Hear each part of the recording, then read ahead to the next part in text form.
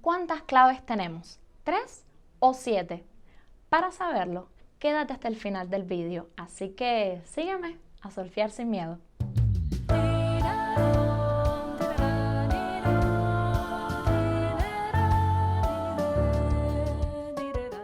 Primero que todo, vamos a definir qué cosa es una clave. Una clave es un símbolo que representa uno o varios registros de las notas que escribimos. Básicamente tenemos 3 claves, una para cada registro. La clave de Fa para el registro grave, la clave de Do para el registro central y la clave de Sol para el registro agudo. Esto es viéndolo de manera general. Si vamos a los detalles, tenemos 2 claves de Fa, 4 claves de Do y una sola clave de Sol. Y me dirán, Amaya, ¿por qué tantas claves?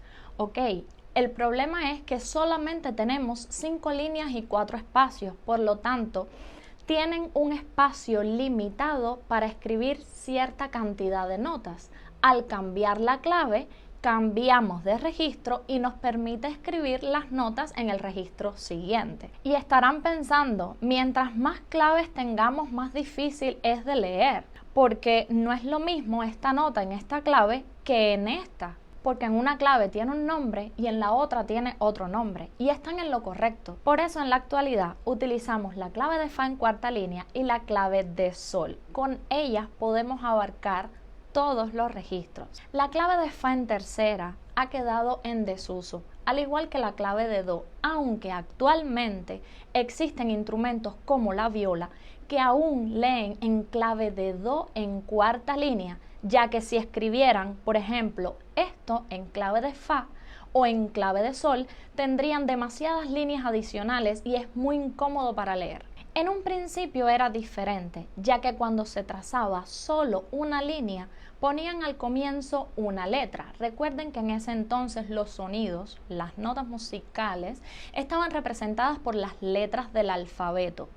Esa letra delante significaba que en esa nota comenzaban a cantar. Como eran mayormente hombres los que cantaban, se utilizaba la letra F representando la nota Fa y la letra C representando la nota Do. Luego, cuando se estableció el tetragrama, seguían utilizando ese método, pero como ahora tenían más líneas, podían moverlas de línea siempre y cuando se priorizara que las notas estuvieran lo más dentro del tetragrama posible. Luego se adicionó la letra G representando al Sol y era un caos. Se dieron cuenta que no podía ser, necesitaban darle un orden. Fue entonces que le asignaron una línea, una posición fija a cada una. Y esto hizo mucho más fácil la escritura y la lectura, porque obviamente en dependencia de la clave que tuvieran delante, las notas iban a estar siempre en el mismo lugar. Y me dirán, pero Amaya, lo que utilizamos hoy en día son símbolos, no letras. Pues quiero decirles que tienen toda la razón, pero esas claves tan bonitas que utilizamos hoy en día son la evolución a través de los años de cada una de las letras que las representan.